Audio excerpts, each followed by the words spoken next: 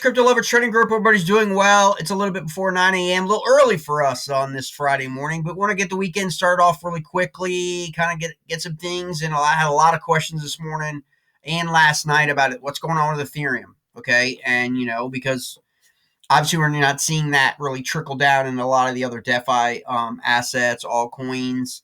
You also had, obviously, earlier this middle of the week, you had that blow up, happening with meme coins and stuff. So what really was the underlying factors that have created this all-time high?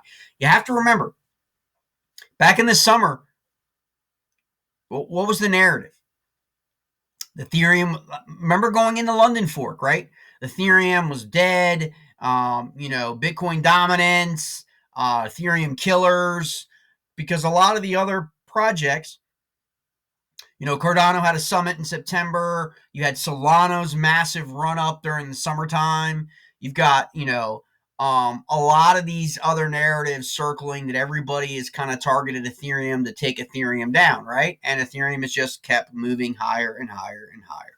It started to 2,500, then back down, then to 3, then back down, 4 back down. Now it's back, set an all-time high yesterday above 4,400.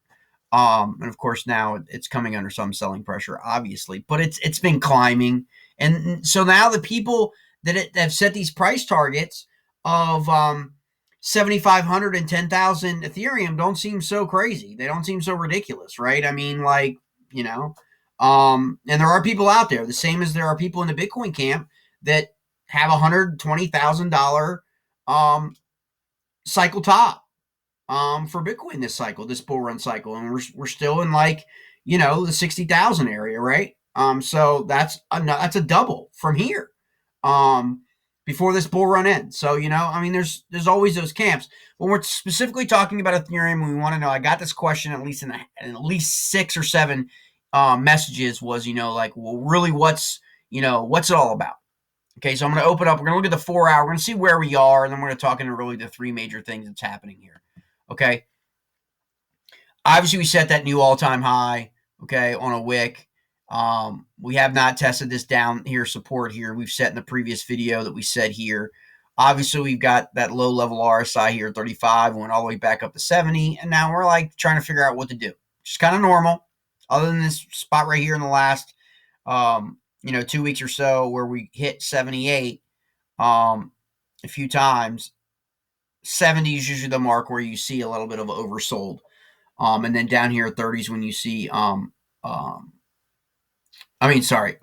And then down here is when you see oversold down here at 30. But what's happening specifically with Ethereum is it's really going through what most analysts call a supply crunch. Okay. And what that means is, where is the Ethereum that's available in this market? Okay. You look at exchange flows, you look at the on-chain metrics, from the on-chain analysts, you look at exchange flows, you look at, we use that as a tool to really determine behavior, whether something's selling or buying, is it coming off exchanges or going to exchanges, but also how much is available on these exchanges actually relative to a year ago, okay? And why the year is a big metric is in the last year you've had Ethereum 2.0, which is removing millions of Ethereum getting locked up for F 2.0, right? So that Ethereum is not available to be traded. It's been removed from supply, i.e. locked up, right? For now. You also have the London fork, okay? And where you've got Ethereum being burned, okay? To the tune of over 2 billion Ethereum or Ether, right? So that's removing supply, okay? And then now you also have the regulated funds coming online around the world that will buy Ethereum, and they pretty much have to lock it up for a lockup period, right? We went through that with Bitcoin, right? And some of these regulated funds in 2021. So you have these three forces that are actually limiting the supply, removing the supply from the market, okay?